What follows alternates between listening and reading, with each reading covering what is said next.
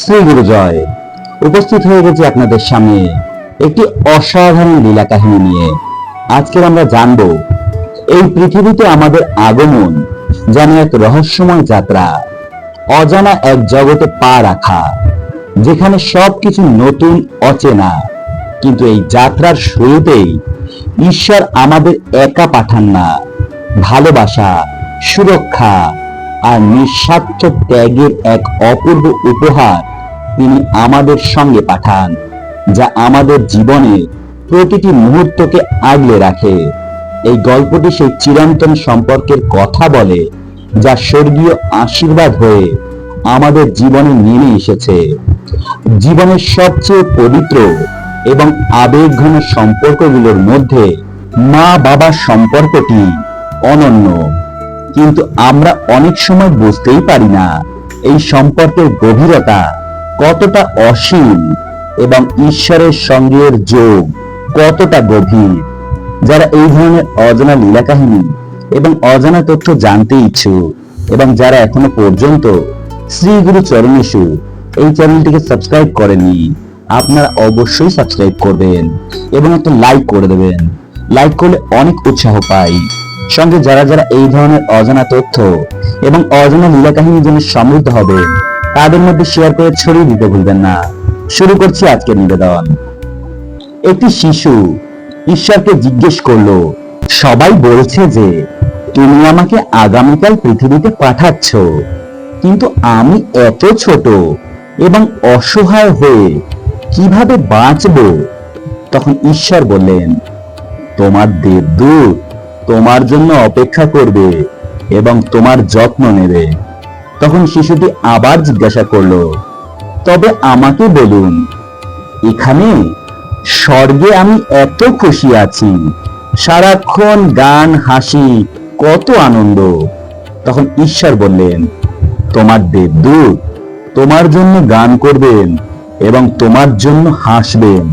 বাচ্চাটি আবার বলল, কিন্তু ভাষা না জানলে সবাই আমার সাথে কথা বলবে কিভাবে?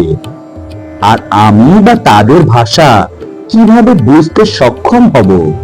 তখন ঈশ্বর বললেন, তোমার দেবদূত তোমাকে সবচেয়ে সুন্দর এবং মধুর শব্দগুলি শোনাবে, যা তুমি শুনবে, এবং খুব ধৈর্য এবং যত্ন সহকারে তোমার দেবদূত তোমাকে কিভাবে কথা বলতে হয় তা শিখিয়ে দেবে। এরপর বাচ্চাটি আবার ঈশ্বরকে জিজ্ঞাসা করলো, আমি যখন আপনার সাথে কথা বলতে চাইব, তখন আমি কি করব? তখন ঈশ্বর বললেন, তোমার দেবদূত তোমার হাত একসঙ্গে ধরে রাখবেন এবং তোমাকে কিভাবে প্রার্থনা করতে হয় তা শিখিয়ে দেবেন। বাচ্চাটি আবার প্রশ্ন করলো, কে আমাকে রক্ষা করবে প্রভু? ঈশ্বর বললেন, তোমার দেবদূত তোমাকে রক্ষা করবেন।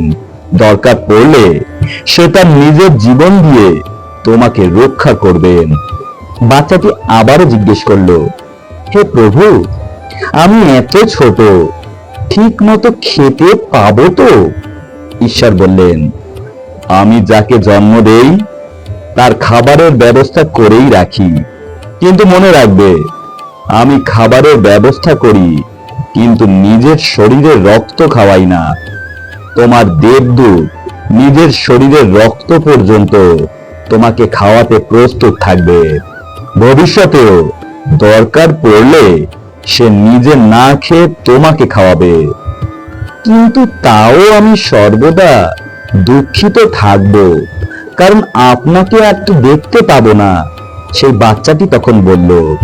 ঈশ্বর তার উত্তরে বললেন, তোমার দেবদূত সর্বদা তোমার সাথে আমার সম্পর্কের কথা বলবেন এবং আমার কাছে ফিরে আসার উপায় তোমাকে শিখিয়ে দেবেন, যদিও আমি সর্বদাই তোমার পাশে থাকব। সেই মুহূর্তে স্বর্গে অনেক শান্তি ছিল, কিন্তু পৃথিবী থেকে ডাক শোনা গেল এবং শিশুটি তাড়াতাড়ি জিজ্ঞাসা করল, হে ঈশ্বর, আমি যদি এখনই চলে যাই, দয়া করে আমার দেবদূতের নাম তো বলুন। ঈশ্বর তখন বললেন, একজন নয়, দুজন। তুমি তাদের মা আর বাবা বলে ডাকবে। এই কাহিনী আমাদের মনে করিয়ে দেয় মা ও বাবা শুধুই অভিভাবক নন, তারা ঈশ্বরের পাঠানো সেই দেবদূত, যারা নিঃস্বার্থ ভালোবাসা দিয়ে আমাদের জীবন গড়ে তোলেন। তাদের ত্যাগ, স্নেহ আর সুরক্ষার মূল্য কোনো কিছুর সঙ্গে তুলনা করাই যায় না। তাই তাদের প্রতি সম্মান, ভালোবাসা আর কৃতজ্ঞতা প্রকাশ করাই আমাদের সবচেয়ে বড় কর্তব্য, কারণ তাদের মধ্যেই লুকিয়ে আছে ঈশ্বরের প্রকৃত রূপ। ঈশ্বর আমাদের কাছে সব সময় সরাসরি দৃশ্যমান না থাকলেও তিনি আমাদের জীবনে মা বাবার সঙ্গে রূপে সর্বদা উপস্থিত। তাদের নিঃস্বার্থ ভালোবাসা, ত্যাগ আর স্নেহই হলো ঈশ্বরের সবচেয়ে সুন্দর উপহার। তাই তাদের সম্মান করুন, ভালোবাসুন এবং যত্ন নেওয়াই আমাদের জীবনের অন্যতম বড় দায়িত্ব ও সত্যিকারের ভক্তি। আজকে এইটুকুই। পরের দিন আবার উপস্থিত হয়ে যাব অন্য কোনো লীলা কাহিনী বা অজানা তথ্যের সঙ্গে।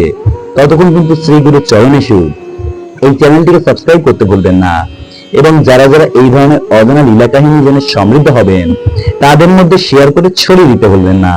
ততক্ষণ সকলে অনেক ভালো থাকবেন, সুস্থ থাকবেন। দেখা হচ্ছে পরের দিন। শ্রী গুরু জয়। হরে কৃষ্ণ। রাধে রাধে। ওম নমঃ শিবায়। নমস্কার সবাইকে।